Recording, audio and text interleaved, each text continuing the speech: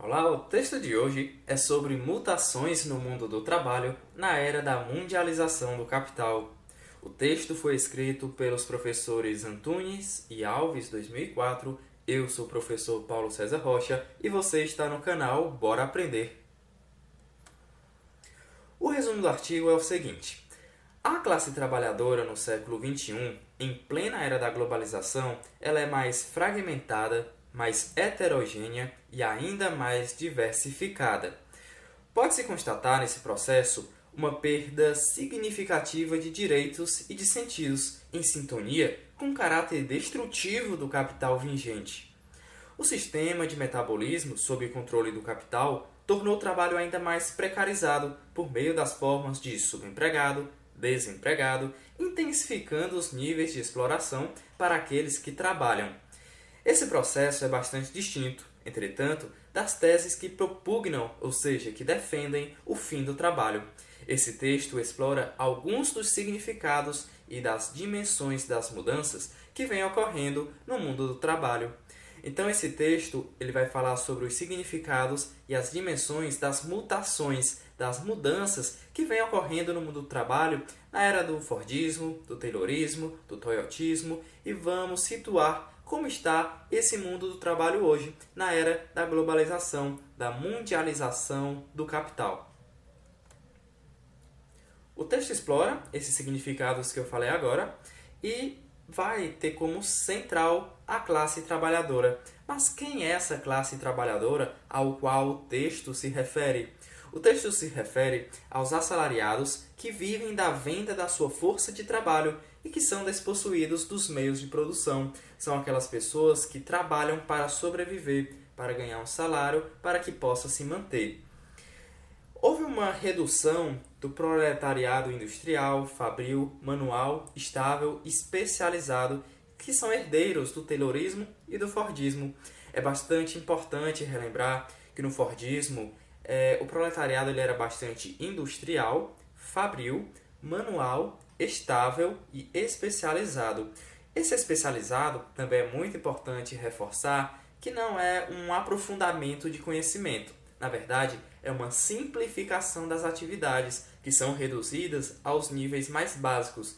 É aquele movimento, por exemplo, que Charlie Chaplin faz no filme Tempos Modernos. Esse é o nível de especialização, não é um aprofundamento de conhecimento, e sim uma redução aos níveis mais básicos de atividade, possivelmente e provavelmente sem nenhum tipo de intelectualização assumida, apesar de que nós saibamos que mesmo atividades do tipo, elas têm sim uma subjetividade desse trabalhador. Vamos começar a falar algumas mutações que aconteceram no mundo do trabalho.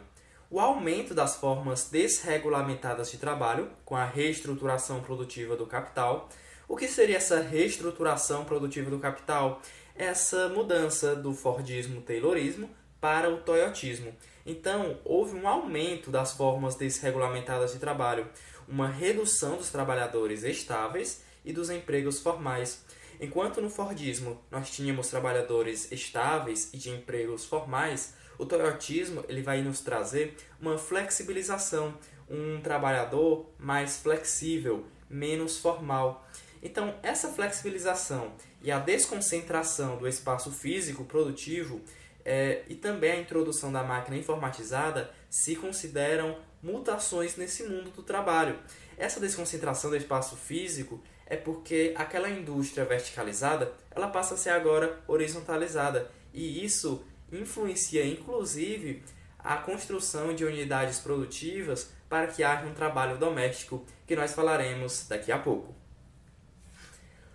Houve também o aumento do novo proletariado fabril e de serviços, olha aí, de serviços, que veio a aparecer justamente no Toyotismo, em escala mundial, presente nas diversas modalidades de trabalho precarizado. Quais são essas diversas modalidades de trabalho precarizado? São os terceirizados, os subcontratados e os part-times, que são aqueles que trabalham em tempo parcial, com menos direitos, menos vantagens trabalhistas e um trabalho precarizado.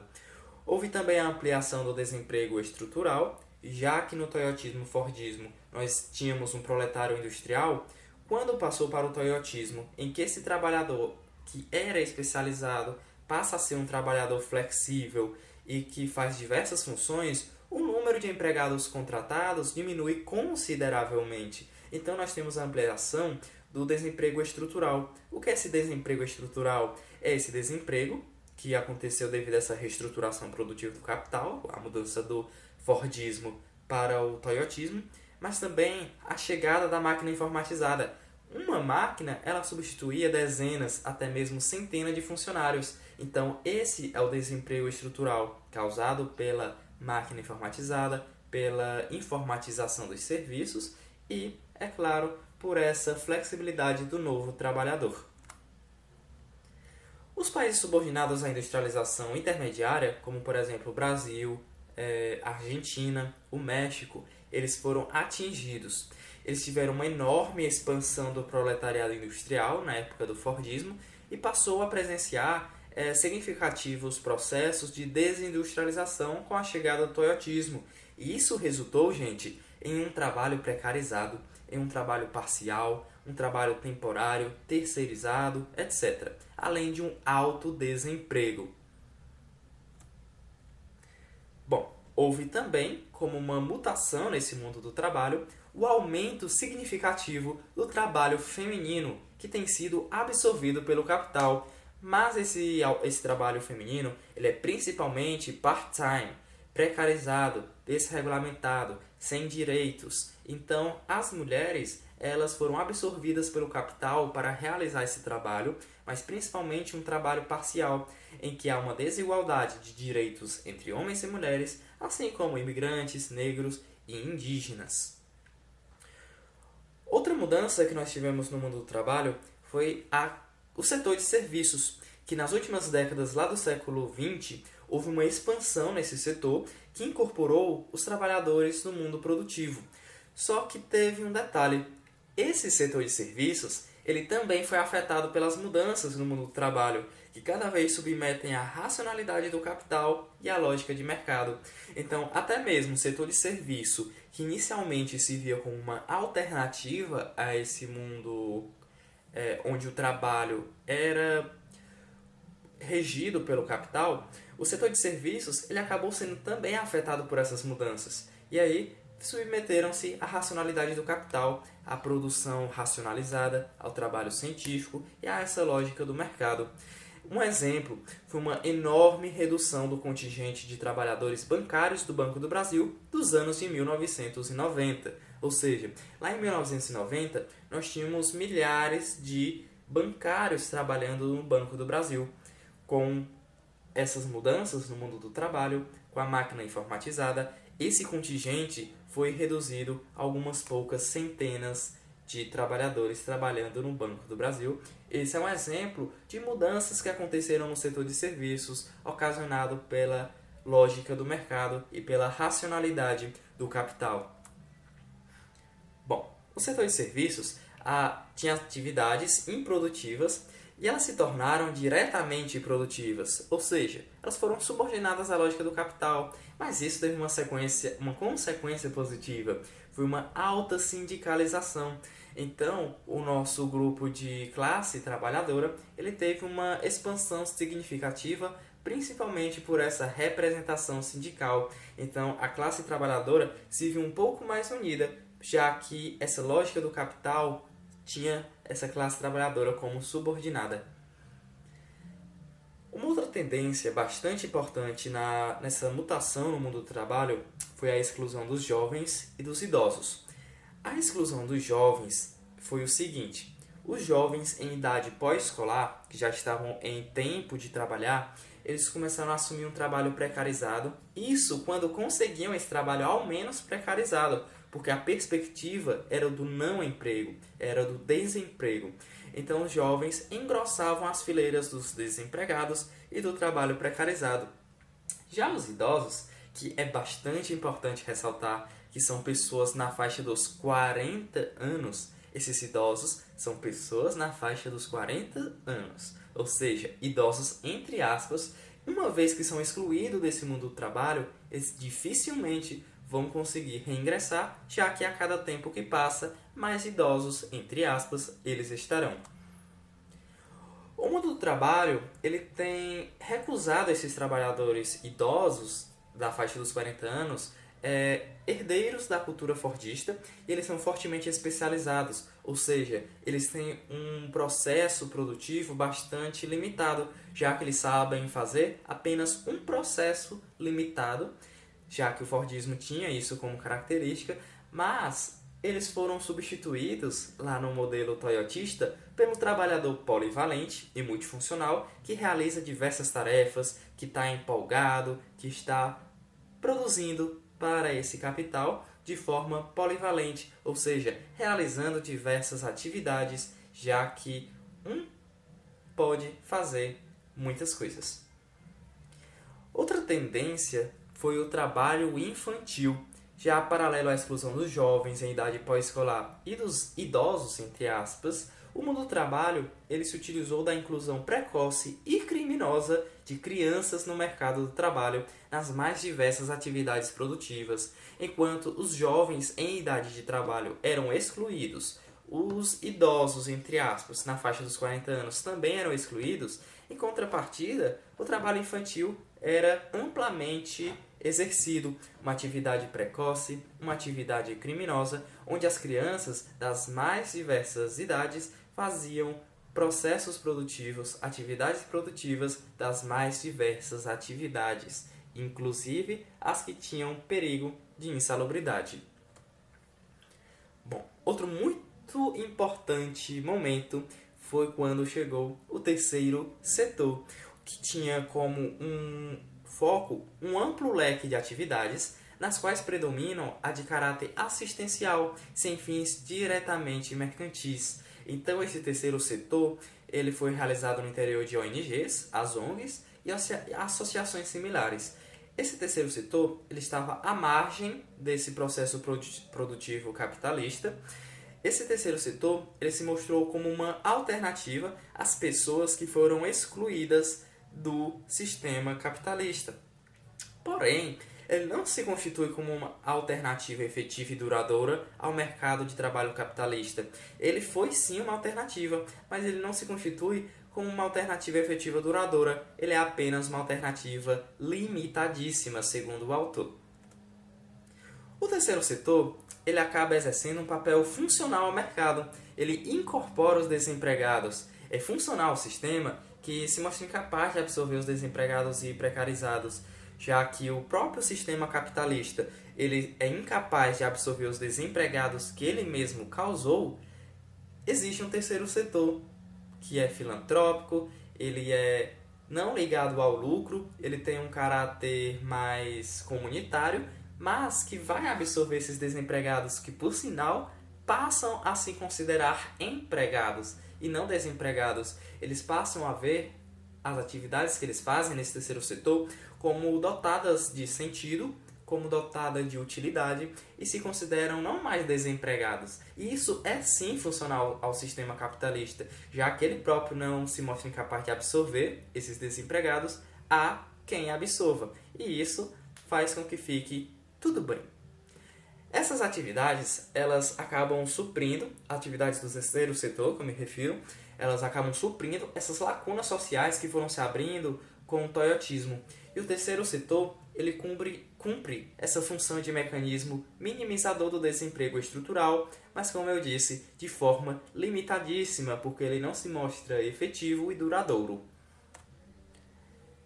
Houve também, como mudança no trabalho, o trabalho em domicílio, que é permitida pela desconcentração do processo produtivo, que significa que esse trabalho de uma indústria ele pode ser realizado em diversas unidades que são descentralizadas. Então, uma indústria de uma marca de sapato, ela pode fazer o seguinte: em várias casas serem pequenas unidades produtivas, em que se juntam um grupo de mulheres, por exemplo, e vão produzir esses sapatos. E depois todos são enviados para a indústria e é feito o acabamento. Então, essa desconcentração do processo produtivo é porque nem tudo acontece mais no prédio da indústria. Às vezes, é desconcentrado em pequenas e médias unidades produtivas que foram expandidas e que têm como suporte a telemática, que também pode ser chamada de teleinformática, que foi se expandindo em todo o mundo. Bom, houve também formas de exploração do contingente feminino. Já que esse trabalho vai ser em casa, acaba acontecendo o seguinte: a mulher passa a trabalhar para a indústria, mas ela tem todo aquele trabalho doméstico. E essa exploração acabou sendo de forma gritante. Bom, a mundialização é uma configuração do mundo do trabalho que é cada vez mais transnacional, justamente pela teleinformática, a telemática. As regiões industriais, elas se inserem cada vez mais no mercado mundial, já que com a globalização, tudo agora, de certa forma, é conectado. Esse processo de mundialização, ele desenvolve uma classe trabalhadora que mescla a sua dimensão local, regional, nacional com a esfera internacional. Então essa mundialização começa a acontecer a partir do toyotismo de uma forma bem elaborada, com comunicação, com processos produtivos internacionais, em que a classe trabalhadora mescla essa sua dimensão local com uma dimensão internacional. A nova forma de ser do trabalho. O proletariado industrial, ele é sim o núcleo fundamental da classe trabalhadora, mas essa classe trabalhadora ela é bem mais ampla. Karl Marx vai usar o termo subsunção que nós utilizaremos a seguir. O que é a subsunção? É uma relação entre o trabalho e o capital, como se fosse uma subordinação, entre aspas, mas a força de trabalho, apesar de ela ser subordinada a esse capital, ao mesmo tempo a força de trabalho é incluída nesse capital e essa força de trabalho é transformada em capital. Então a força de trabalho, apesar de ser subordinada ao capital, ela está incluída no capital, ela é transformada em capital, a própria força de trabalho é capital. Então o trabalho constitui o capital, mas é bastante importante ressaltar em permanente medições de forças, com bastante conflito. Então a subsunção é essa relação entre o trabalho e o capital. O trabalho constitui o capital, mas em permanente medições de força, e apesar de constituir a relação social que a aprisiona e a submete, a força de trabalho é um elemento que nega essa relação. Vale destacar que enquanto a subordinação ela tem uma certa carga de docilidade, a subsunção ela é um movimento dialético, enquanto a subordinação não. Porque a subsunção, nesse movimento dialético, tem uma relação de negação, de conflito, de luta, enquanto a subordinação não. Ela é um movimento não dialético, já que há quem manda e quem obedece, enquanto na subsunção há uma carga de conflitos. A classe trabalhadora ela é inclusa no capital, mas ao mesmo tempo ela nega esse capital. Vamos começar agora a ver a questão das formas de envolvimento no Fordismo e no Taylorismo. O que seria uma forma de envolvimento? Ora, muito simples, é a forma como o trabalhador se envolve nesse trabalho. Que tipo de envolvimento é esse? O trabalhador gosta de se levantar e ir trabalhar? Ou para ele é um castigo, é uma punição? Vamos ver. As operações produtivas, os trabalhos, eles se reduziam-se ao aspecto físico-maquinal no Fordismo e no Taylorismo, ou seja, o trabalhador ia apenas trabalhar de uma forma física-maquinal, trabalhando com as máquinas, operando manualmente. Então a subsunção da subjetividade era meramente formal. Como subjetividade, nós vamos imaginar a essência da psique, da psicologia desse ser humano, das vontades, do que ele pensa, do que se passa na mente dele.